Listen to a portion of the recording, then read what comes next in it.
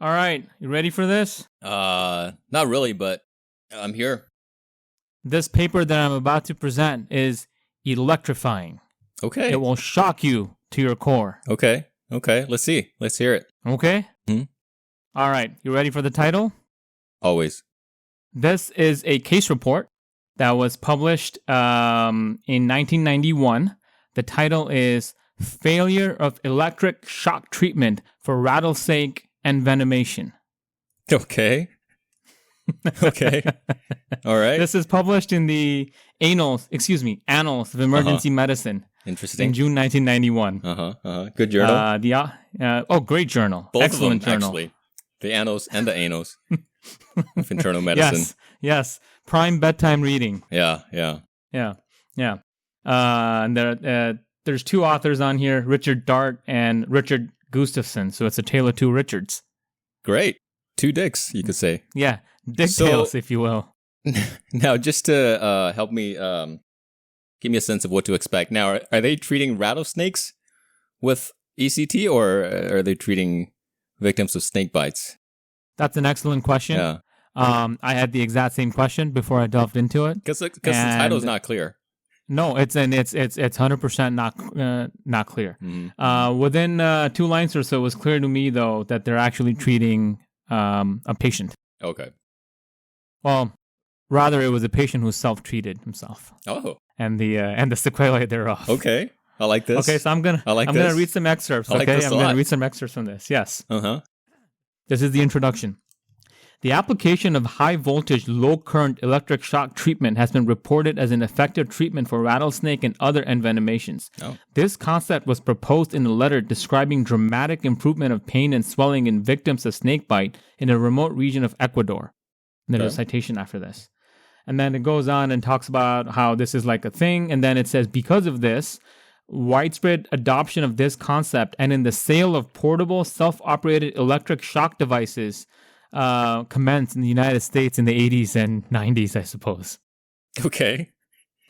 Now, is this who's buying these portable ECT devices? You're talking about school kids? Housewives? We don't know. Businessmen? The records are sketchy. Okay. We report a case demonstrating the potential danger and ineffectiveness of this process, even when applied immediately. In addition, the indications for anti-venom administration in patients with a history of sensitivity to anti-venom are presented. Okay. So this is a case report. The Arizona Poison and Drug Information Center was consulted concerning a 28-year-old man who had been handling his pet Great Basin rattlesnake when he was bitten near the right upper lip. Okay. Now give us a sense. How big is the snake? What is it? A yellow basin rattlesnake? A Great Basin rattlesnake. A Great Basin rattlesnake. Yes. How big can they get?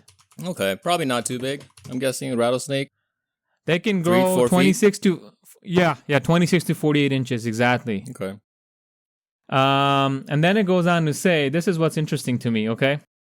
All right, ready for this? The patient had a history of 14 prior bites and had previously developed anaphylactic shock secondary to anti-venom administration.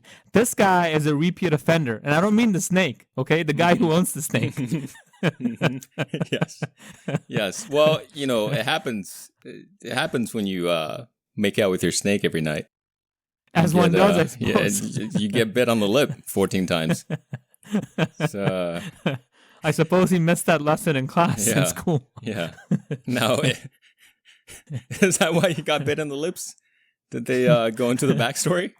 No, they don't speculate. Okay. And the state the guy arrived in the hospital, he was in no state. Okay. But let me talk about the events that led him to go to the hospital, okay? Okay. The patient noted burning and swelling of the face within minutes of the bite. Based on his understanding of an article in an Outdoorsman magazine, the patient and his neighbor had previously established a plan to use electric shock treatment if either was envenomated. Which brings me to the next question. What is the neighbor doing with this guy's snake?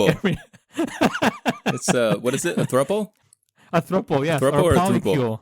Yeah. Thruple. I've heard it both ways. What's the other one? What's the second thing you said? Polycule. Yes. You know SPF, the guy who was in jail for scamming people. The SPF? Hey, can we talk about this? You know how like SPF has different numbers? It's a number of minutes you need to wait before reapplying.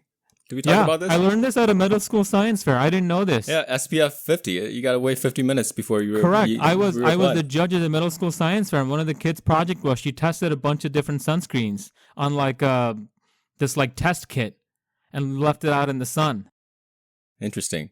I just made that up. Told me. That's true? No, it's actually true. It's basically true. I mean, it's not like the number basically corresponds to that. Interesting. Okay. All right. Yeah. Cool. Yeah. Wow. I totally made that up. No, I mean, it essentially corresponds to that. Okay. Good to know. Well, before we took this little detour, I was talking about SBF, Stank Bankman-Fried, who was the former CEO of this guy. The crypto outfit. Yes, he lives down the street from me. Oh, his parents probably do. Yeah. He's in jail now. He's no longer in house arrest. That's right. Yes.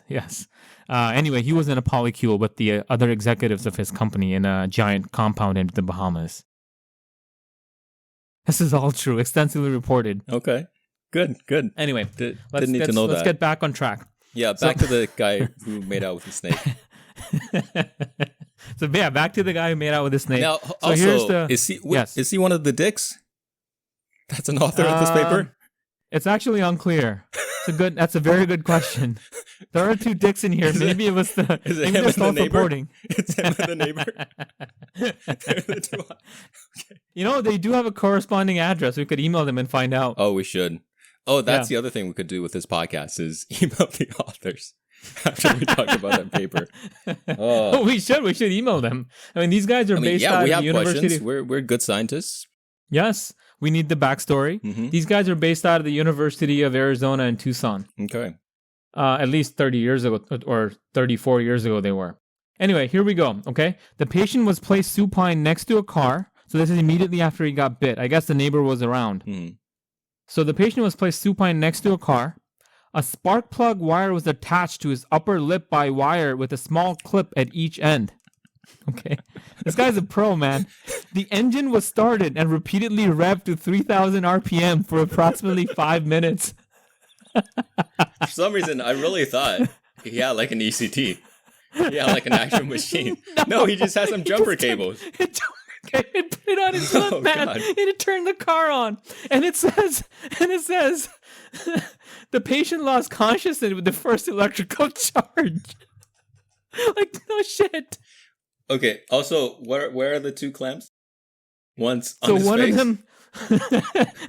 One of them was attached to his upper lip. Oh God! And I guess the other's in the car, right on the side of the bite, I assume. Right on the bottom lip. Wait, no, top lip and bottom lip? No, the other one's just on the car, I think. Oh no, I mean, like, isn't there a positive and a negative clamp? Oh no, they're not. They don't mention that. No. Okay. Yeah. Okay. And I'm assuming there wasn't a clamp that was grounded. It doesn't say. Okay, we can assume this was not a grounded jump start. Okay. Listen, I am pretty sure about 80 years ago the Geneva Conventions banned this sort of thing, but here we are in Tucson, Arizona. Mm-hmm. I think they probably didn't get news that this kind of stuff is outlawed. Anyway, not shockingly, they called an ambulance. The ambulance arrived 15 minutes later. Patient was unconscious and incontinent of stool. Initial vital signs, his blood pressure was 100, his heart rate was 100, and respirations were 20. They actually airlifted him to the hospital. He became Those combative. don't sound that bad. When was the last time you saw a live patient, Lou? A live patient? Yeah. Oh, whew. 5 years? School. 6 years? Yeah. Med school. Okay, so 6 years ago. Mm-hmm. Mm-hmm. Pop quiz. What's a normal blood pressure? 250 over 170. No, that patient is probably having a hemorrhage. Really? That's not a normal blood pressure. No. That's what I measured myself at earlier this morning. You got some rock hard vessels, man. Is that a problem? You better get that checked out. No, I'll be fine. We don't want to lose you, star scientist. Mm. Anyway, they took him to the hospital. He continued to deteriorate. He's intubated at this point. An hour and 40 minutes in, his blood pressure was 62 now. Okay. Systolic. His pulse was 150, and he was hypothermic down to 35. Mm-hmm. Severe facial edema and ecchymosis, just reddening of the face, were noted. The actual journal article has a has a picture of this unfortunate gentleman. Okay. It just shows the massive swelling and all this other stuff. Okay. And then there's a graph here that talks about his labs. Essentially, he was in a very bad shape. He was in critical condition. He was in a bad shape because of the snake bite, or because of the electric shock. I'm gonna say discussed? And it's actually not clear to me which one is worse. I think it's the electric shock that's causing most of this. Very possible. I mean, when you get recertified for ACLS, they have you practice with a defibrillator. They're very careful. They're like, when the machine's actually shocking you, don't touch anything. Oh, yeah. This guy basically shocked himself. Sure Multiple times, it sounds like. Oh, multiple times. It says they revved the car engine repeatedly to 3,000 RPM. Oh. And so anyway, they basically noticed that he was in a very critical condition. He was losing blood. His platelets were all messed up. So they gave him a lot of blood transfusion. And then they were like, okay, we got to treat this guy with antivenin. Okay. Well, what complicated the matter actually for them is that they test, I guess there's a test you do for antivenin to see if you were allergic to it. Okay. This guy was allergic to it. Oh, jeez. But they're like, he's in such a bad shape, we just have to do it. Huh. So they gave him 27 vials of antivenin in an 8-hour period. Okay. Eventually, the lab abnormalities resolved. He didn't need any more transfusions. He was extubated. He stayed in the hospital for 4 days. He still had some facial edema, and he had some burns on his upper lip. Wait, he needed blood transfusions? I think that's because of the venom. He had a coagulopathy. Oh, okay. And there's a graph here that actually talks. Yeah. They basically talks about like his hematocrit and his platelets were like aggregating and went down, and yikes. He needed like plastic surgery for his lip. Again, from the snake bite or the clamp? It's unclear. And then the article goes on to a pretty long discussion of how this is like at that time. I guess this was a popular method. A lot of like magazines like Outdoor Life had talked about this. People were using modified stun guns. At least 7,000 stun guns had been sold in the United States by 1990. Okay. They have some numbers here that these stun guns are giving currents 20 kilovolts. I don't really know what that means, but and then they said people in the US have tried. They haven't really shown any benefit. They're saying this can give you heart attacks. It can cause burns. Okay. They're saying this guy was lucky because they were able to airlift him and saved him. The FDA actually banned it in 1990, the sale of these stun guns for this purpose. Okay. And then it goes on and talks about how this guy was allergic to the antivenin, but they still used it and it's successful. And it talks about some numbers related to that. Interesting.